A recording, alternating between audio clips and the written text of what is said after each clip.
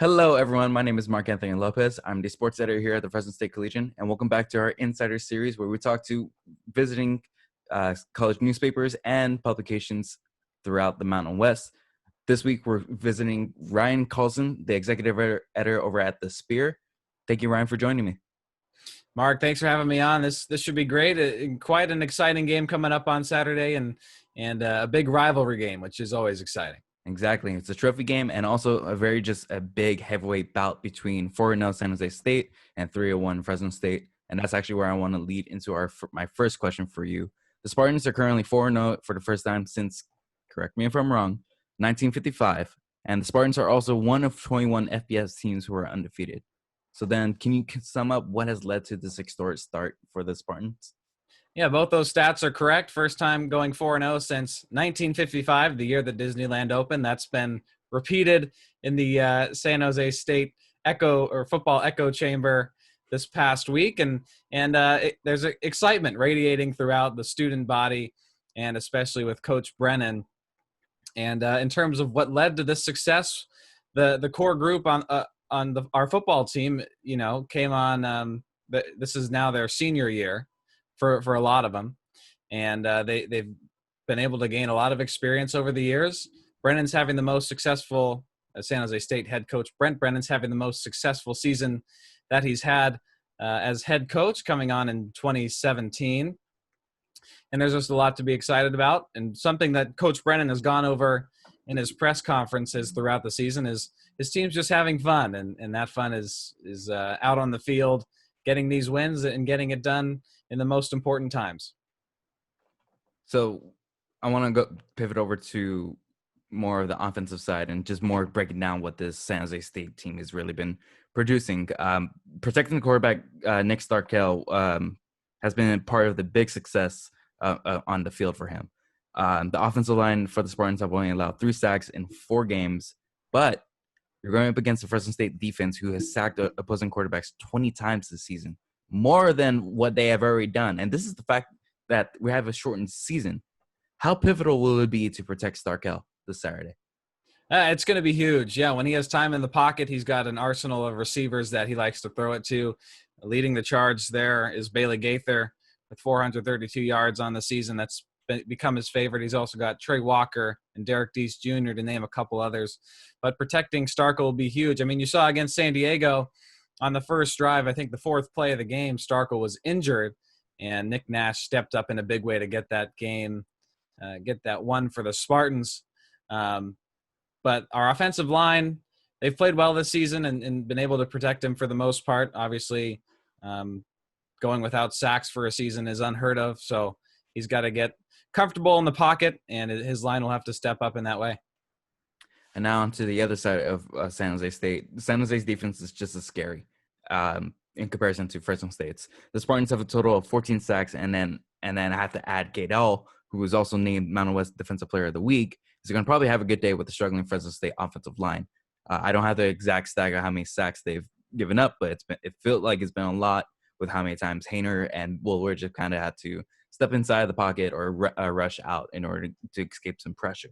So what does the defense need to do to prevent the Dogs from having a high-scoring game this Saturday? Yeah, it's going to be the same for the Bulldogs offensive line. They're going to want to protect quarterback Jake Hainer against the San Jose State defensive line, who is led by Cade Hall, like you mentioned, Mountain West Defensive Player of the Week. He's got 3.5 sacks on the season, and he's really performed well as linebacker Kyle Harmon for the Spartans. Like you said, the Spartans D is just as scary as the Bulldogs. And last year, I want to reference the game between the Bulldogs and the Spartans last year. It was one of the lower scoring games of the season, and I wouldn't be surprised if we see much of the same here between both the Bulldogs and the Spartans, as both defenses have been superb this season. Yep. I agree. I think we'll get into projections later on, but we'll go. Let's talk more about this rivalry. Can you discuss the significance between the rivalry between San Jose and Fresno State and and what this rivalry means to you? Yeah, I think it's a terrific rivalry, and I actually pulled out my little. I have a mini sculpture of the Valley Trophy that they compete for right there. I pulled it out just for this. It says Battle for the Valley Trophy, and it's got the trophy on top, both helmets of both teams. So it's quite an exciting rivalry that dates back to 1987. And a surprising statistic that I came across was the Spartans are 3-13 since 1987 against the Bulldogs in Fresno. So it's going to be a tough task on the road for the Spartans, but an exciting trophy to compete for. And I think the winner gets to keep it on the Valley Trophy on their campus for, until the next time they meet. So a storied rivalry, a lot of great games dating back when Derek Carr and Devontae Adams were at Fresno State. And there's been a lot of talk of how legendary these rivalry games have been and how this one could be. So I'm glad you kind of brought up that stat, because I was debating on really bringing this into the questions or anything like that. But since we're in a shortened season due to the COVID-19 pandemic, and we're not in California, we're not allowed to have fans inside the stands. Do you feel like the fans and the atmosphere at Bulldog Stadium plays a role into that record that we see with San Jose coming to Bulldog Stadium?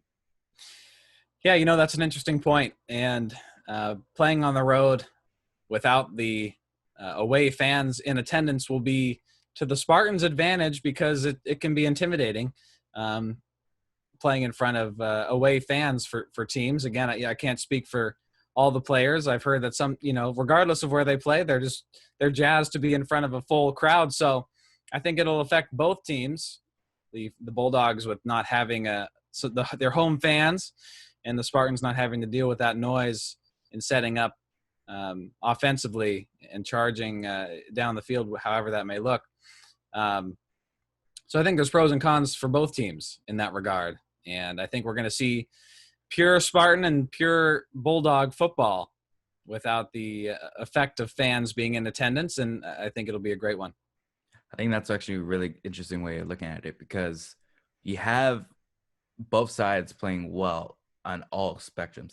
Fresno State's finally getting the rhythm of things, although they did drop the first game against Hawaii, and it was kind of a 9-day difference between the 3 games winning stretch they are on right now to that first game. And then you see San Jose State, who's come back from some deficits from the past 2 games.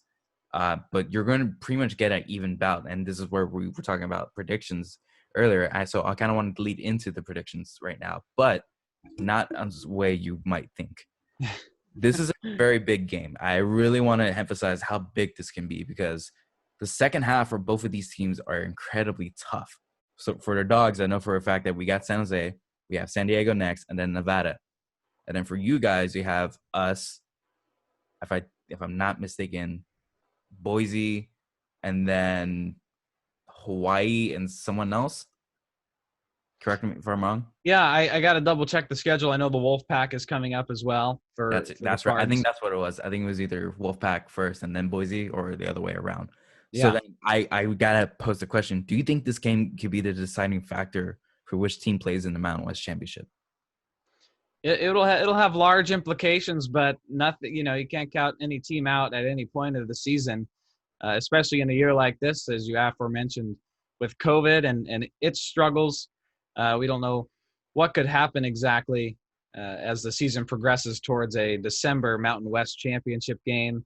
You look at the Wolfpack, the Spartans, and the Bulldogs, all with impressive records, but don't count anybody else out in the Mountain West, because, again, you never know what could happen. And regardless of the schedule, you have to take each team the same way.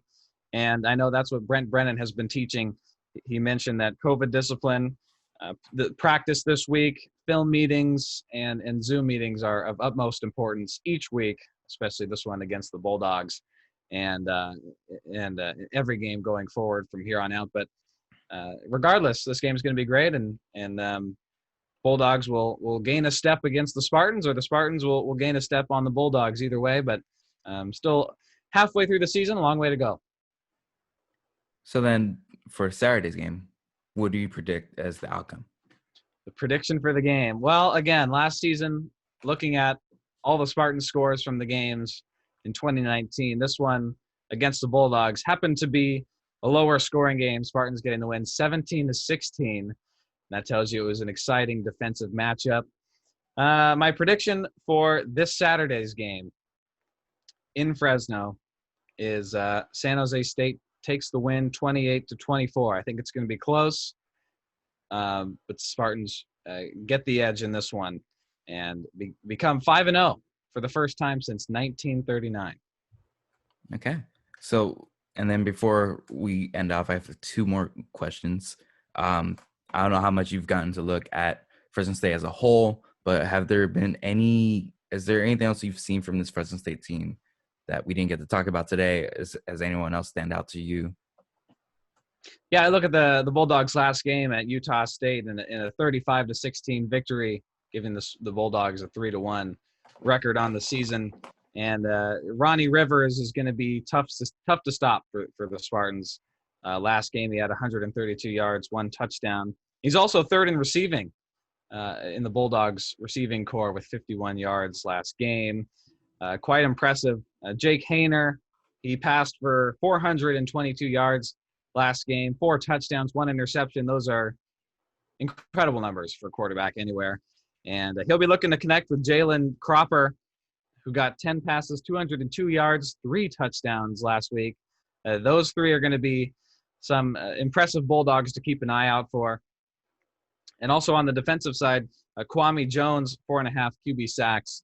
I mean, there's a lot of weapons for the Bulldogs, both offensively and defensively, who the Spartans have to look to shut down, and that's going to be of utmost importance this Saturday.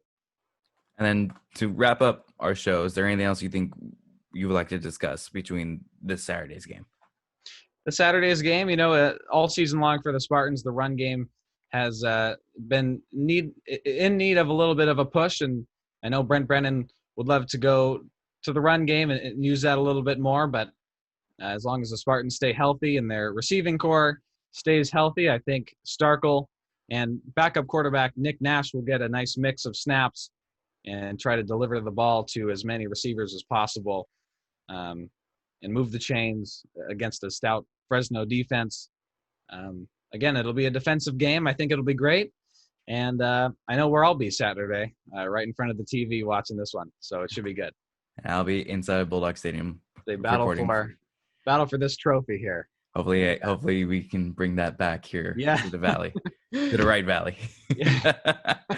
Yes, Battle of the Valleys. The Battle of the Valleys for sure. Thank you so much, Ryan, for joining me. Like I said, thank you again.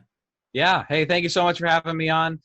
I love what you're doing here, bringing some new faces from different schools in the Mountain West. I think it's great, and hope you enjoy the game on Saturday. Should be a fantastic one, and looking forward to it. Looking forward to it too. All right. Thanks, man. Thank you.